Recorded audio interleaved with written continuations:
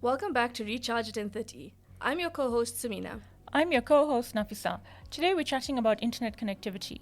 We cover how to choose a solution that suits your needs, how to find the right network for you, and other tips. But before that, Recharged in 30 is brought to you by Naked, hassle free instant online insurance. Naked Financial Technology is an authorized FSP. So this is a big episode because connectivity, especially mobile connectivity, is such a big part of our lives.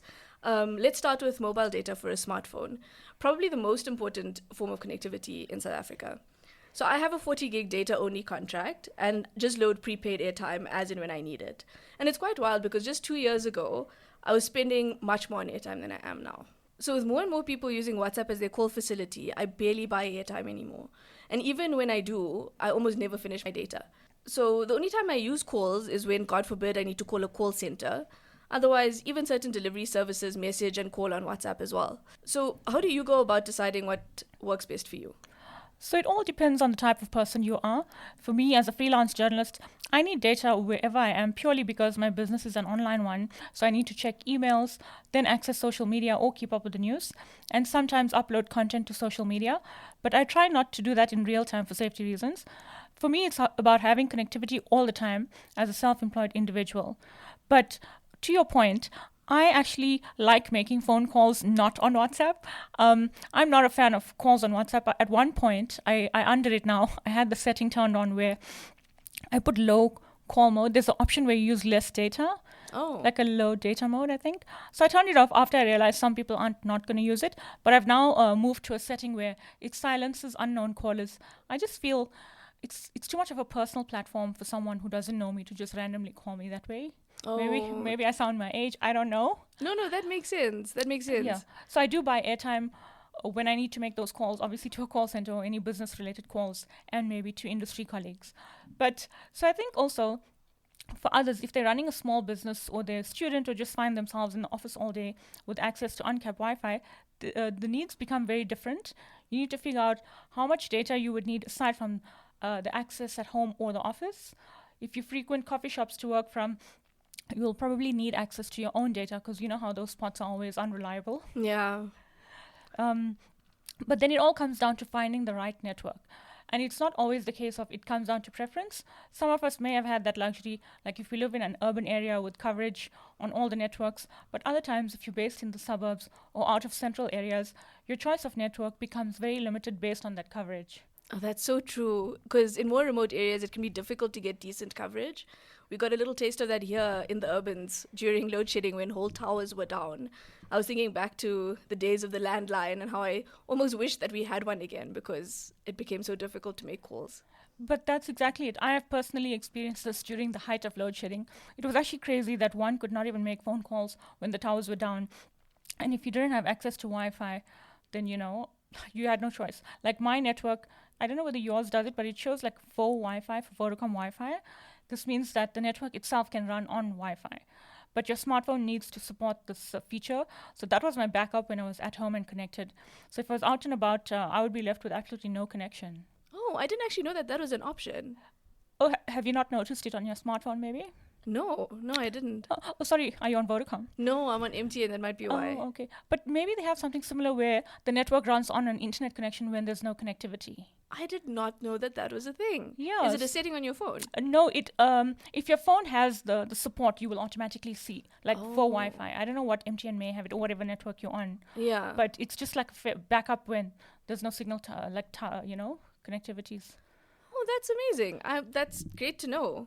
Yeah. So another important thing to think of is like if you've been burnt by a network for like poor customer service or like billing issues, or you've been promised coverage that you're not getting, you will be writing off that network so fast. I know this happened to me. So start by finding a network that suits where you will need the coverage the most. If you're based in an office during the day, chances are you have Wi-Fi already, and you may not have to worry about it, which is when your home location becomes the most important factor. Mm. Yeah, so if you have a preferred network, great. But if you're moving house and if you want to find the best signal, my tip for this has always been for the longest time is to get either a cheap prepaid SIM card from the networks covered in your area for this and test the coverage in your home. So I know telecom SIM cards are free. So just buy like I think they cost sometimes even 10 rand, 20 rand, I don't know. They're very cheap now. So just buy them, pop them into your phone, and check what signals you're getting from your most frequented place. That is actually a really good tip because, wow, the first time I got internet was also the first contract I'd ever signed. So this is technically about home internet, but I suppose the principle stands. And the coverage was so spotty and terrible, but the contract T's and C's were like quite restrictive. So I couldn't cancel until the end of it. So I just had like rubbish internet for like, I don't know, it's like a year or two. It was terrible. Can I just say, I'm shocked that the first time you ever got internet, you signed a contract. It seems like you just jumped straight into it. Yeah, I did. I mean, I think it was a very long time ago also. Okay. So there were much fewer options. So yeah, but like I didn't think to, test what was better in the area and like go with that. No, of course. This is probably why some people would rave equally about Rain's data network and complain about it. But you also need to remember that this plays a key role in your signal, and probably why you should test your coverage with a prepaid SIM card. I recall back in the lockdown days when I had a Rain SIM as a backup SIM. Obviously, I didn't experience this because I was living in a standalone house. But others who were complaining a lot about it, I noticed, were living like in apartment blocks where there was more congestion. Yeah. And I also think online coverage maps are great, but sometimes they may not be accurate. Like if you're on the border of a 5G zone and you can't be sure, you'd rather do it this way. It's a small price to pay, I think, for finding the right network before signing up, for example, 24 months and not getting any signal. This actually happened to a family member where the network in question took ever to refund him. It was such a nightmare. Oh my God, that sounds terrible. Yeah, so spend a little time researching what's the best option for you. Okay, guys, so don't be like me in 2009. Test your options. And after that, do you just buy data as needed? Well, yes and no. If you have a contract, make sure you're getting your money's worth. Having done the calculations years ago, I'm personally not a fan of contracts. I think it's actually cheaper for me to save up my money and buy a phone cash and then buy the data as needed separately. This is because if you look at the breakdown of minutes, the data and SMSs that you get, I feel like a lot of the contracts out there offer things you don't need when data is the most crucial. Have you noticed this? Yeah, I mean, I find it's easier to get like a data only contract now. I mean, I also don't get contracts with phones. I buy my phone separately as well. But I've managed to find like really good data contracts that don't give you the billions of SMSs that you're never going to use. Yeah, I mean, I've seen contracts that offer you 1,000 SMSs. I mean, who's even using that? To whom? So, but even if you're on prepaid, you just need to make sure that you know that you're getting the best data deal.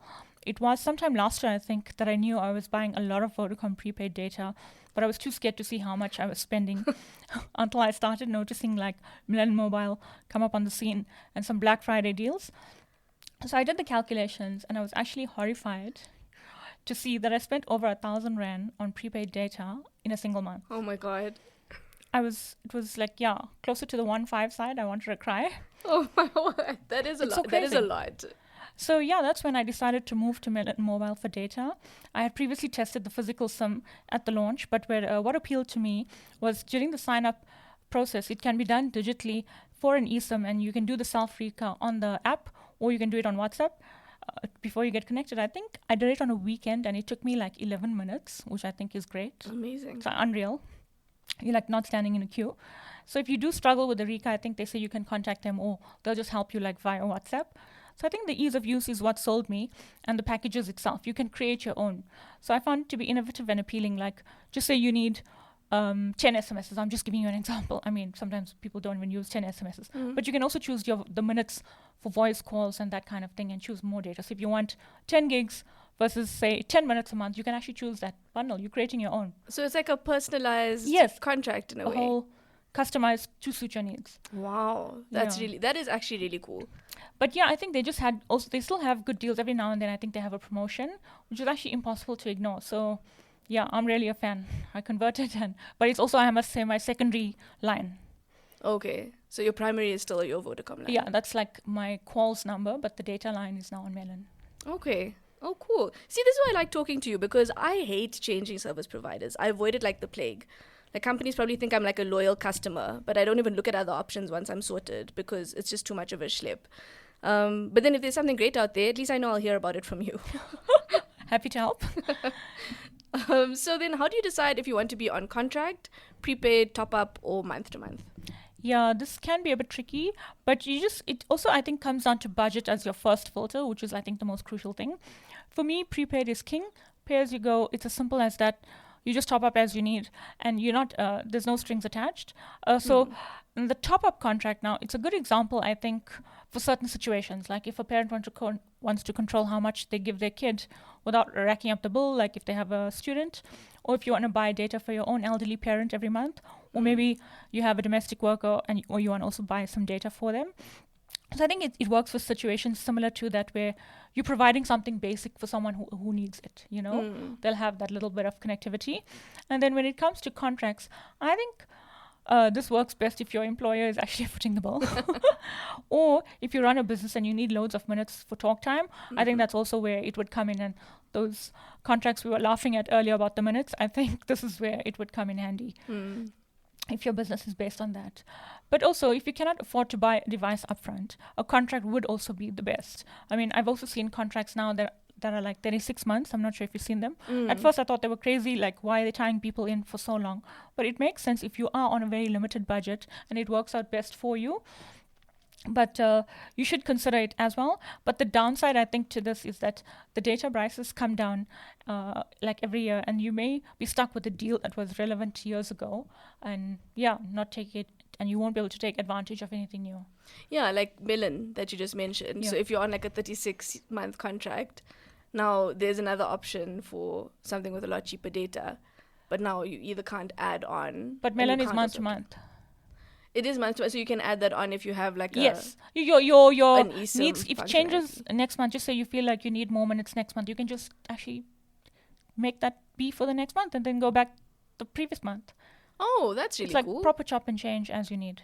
Okay, so you do still have that option. Yes. Okay, so that's very helpful, especially then if you are on like such a long contract, to have some other alternatives to top up. Now that you mention it, that could be the best option for anyone who maybe their months look different from each other. Like maybe 1 month you need more or less. Yeah. Okay, cool. And then month-to-month contracts are where it's at, so you don't feel tied down to a network. This is where you realize a contract doesn't work for you anymore and you paid off the device, just like we just said now. So you can just keep the portion where you get the data and the minutes. And another trend I noticed with friends and people I chat to a lot, most people are now not renewing their contracts. They're holding on to devices for longer, which is not a bad idea considering that smartphone makers they've upped their game. They're making more solid devices that last longer with more software updates. So that's also something to look at.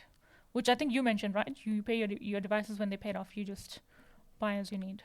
Yeah, I've only ever bought my phones and then chosen a contract that's like appropriate for that time.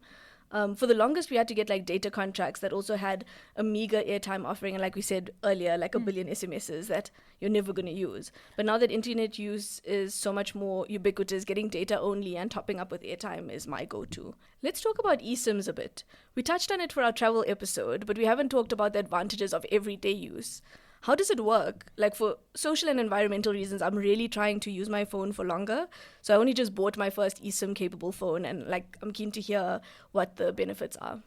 Yeah, so despite eSIMs being digital or software based, it actually needs the hardware support from the device itself, which I know sounds weird. So if you're getting a new phone today and if you're listening out there, I would highly recommend you look into getting a device with eSIM support. You can obviously get a dual SIM phone, but I think eSIM just lets you have more SIMs without worrying about losing the physical SIM card. Most iPhones actually support it since 2018, which is quite a long time. And then previously it was just a feature on high-end premium Android devices like Samsung. But I like that now you can see Huawei, Oppo, and Honor, they're also starting to support it. And then even like the Samsung Galaxy A55 5G, it's one of the cheapest handsets I'm aware of that has eSIM support. So yeah, those are like the handsets you should try looking into it. I didn't actually realize that eSIM capability hadn't just been casually rolled out on most devices, till I traveled recently and found my Xiaomi, despite being a flagship model, didn't support it. Yeah. Crazy, hey? So I think back to your original question, buying a phone with eSIM support or even like dual SIM, which has been available forever, it really helps with taking advantage of mobile network deals. So most of us have our numbers for years and years. and don't want to switch your port. I think I got my number since the year 2000 or 2001. And but I also still want to take advantage of a good data deal, especially around Black Friday. I think this is when it works best. You keep your existing number and you can use a secondary slot for getting a good data deal. And all the main networks in South Africa support eSIM, which is great, plus some of the virtual networks. So when I say supported, previously it was just a contract-only thing. Now there's at least prepaid support, and this is supported by Vodacom, MTN, Telkom, Cell C, Millen, and AfriHost Air. Nice. So I've also found that when the mobile networks, when the towers go down, and if there's a general outage, having another network at this time is so crucial. It means you're not going to be stranded or left without data. I mean, you could be out and about, or you need to get home with Google Maps or whatever. At least you'll have options. And if you're on the road a lot, this definitely should be factored. I mean, you might be like on a sales job or whatever the case is, where you're spending a lot of time in the car on the road, driving to clients. I have personal experience with this, as I mentioned earlier. When I was out and about and couldn't get access to Vodacom, I used to switch to Telkom when I was still on the network. I was also fortunate that my bank lets me access the app and the USSD menu with no airtime. So when the one network was down and I was stranded, I could kind of,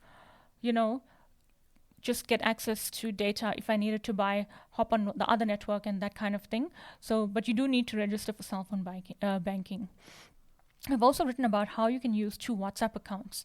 So that's another big benefit, like one for business and one for personal if you have 2 numbers. But you must also remember, if you're getting a data-only deal, you won't get a number. But if you're getting 2 different network SIM cards, whether through eSIM or not, then you're getting 2 numbers. So this is handy if you have a side hustle and if you just want to separate your work from your personal life. So if you want to do this, get another number and not just the data-only SIM. That is actually a really great option, especially now when people are trying to separate their work and home lives, because it's becoming increasingly common where you do a lot of your work on WhatsApp or people contact you on WhatsApp for work. So to have the same WhatsApp for work and home is not the greatest. So this is really nice if people want to separate that out. Yeah, that's my worst, getting bugged on WhatsApp on my personal number.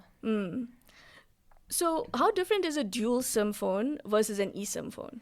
So dual SIM phones are usually available from third-party retailers instead of the mobile networks directly, which, by the way, they're very sneaky.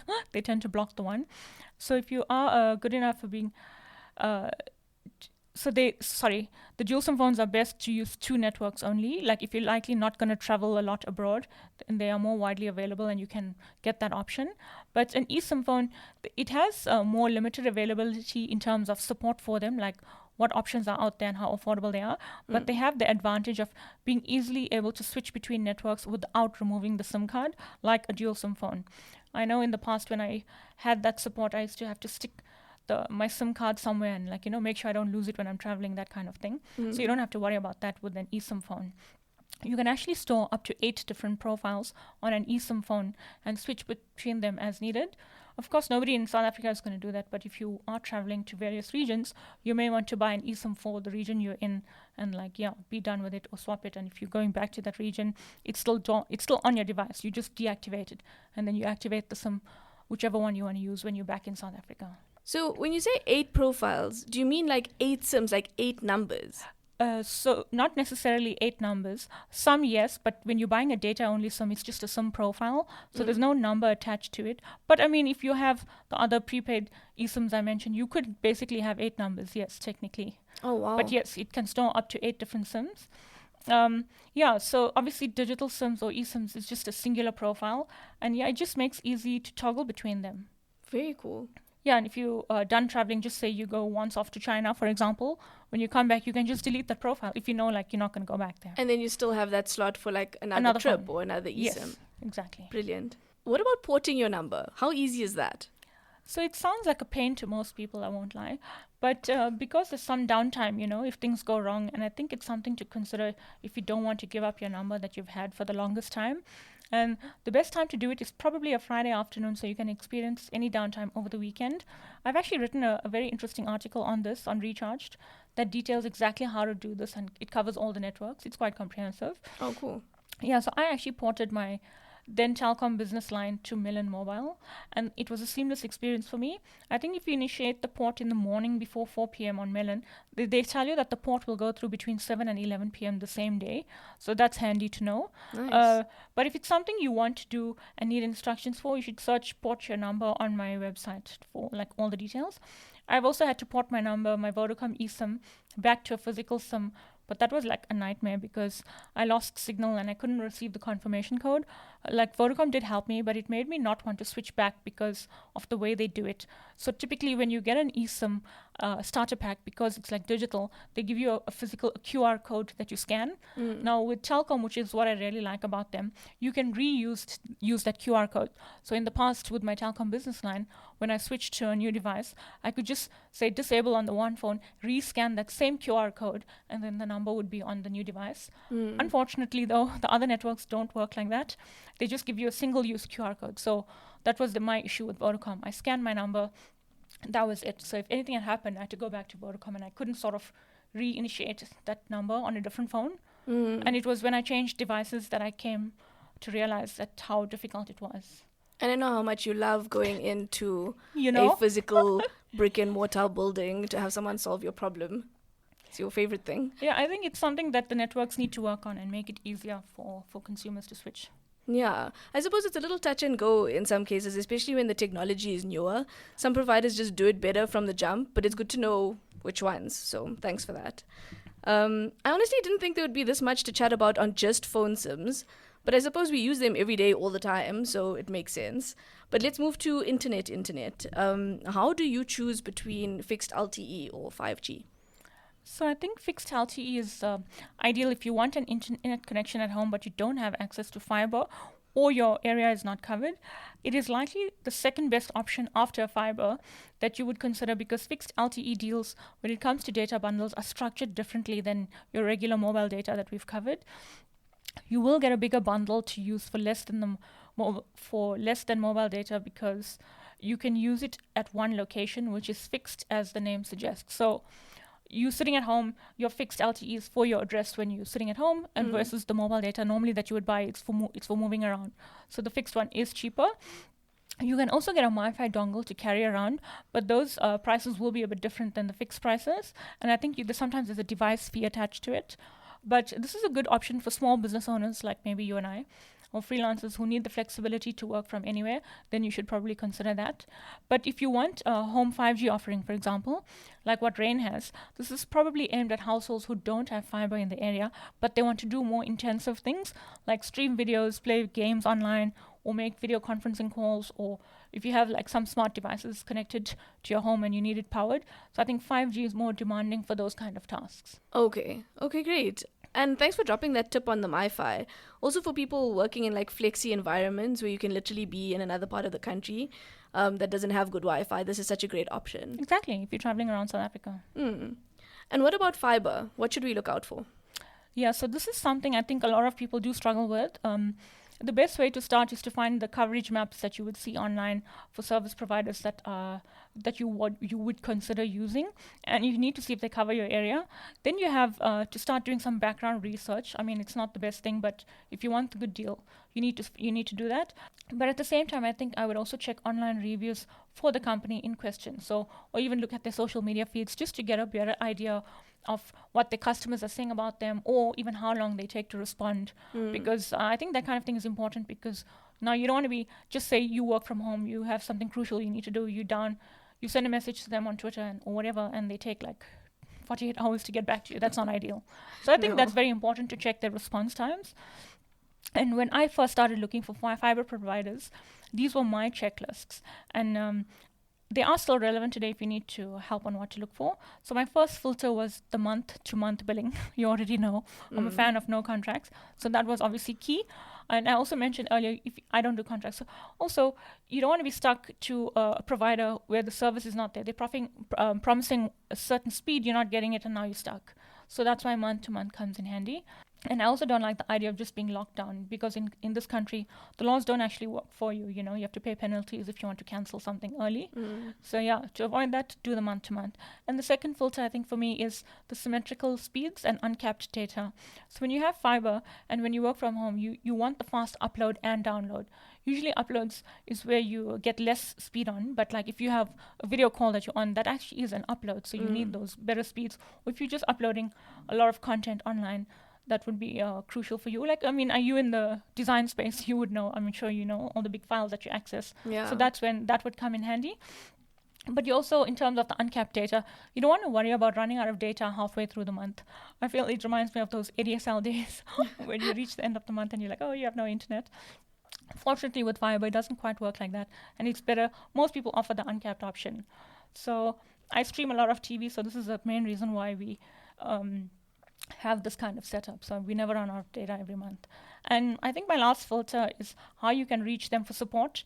So if there is an online chat function or like a WhatsApp line, that's great. So if there are ways to avoid speaking to someone telephonically, you just know I'm there, or just like being on hold, I'm more inclined to go with that route, the online chat support. Yeah, definitely. And that's a really great checklist. It helps like pare down the options that can be very overwhelming in the start. So basically, get to know your options and be clear on what you're getting yourself into. So if anything doesn't work out, you're not stuck for 24 months. This is so important because I mentioned it's not easy getting out of a contract in this country. So imagine fighting to get money back for the services that you paid for and didn't receive. I would also say to check what the conditions are for cancelling. You're doing all of this for your own peace and mind at the end of the day. And that, folks, is why you listen to this podcast. Thank you so much, by the way, for all your support and feedback. We really appreciate it. I'd also like to thank our sponsors, Naked, who will even help you cancel your old insurance so you don't have to pay double. Naked Financial Technology is an authorized FSP. That's it from us. Catch you in the next one.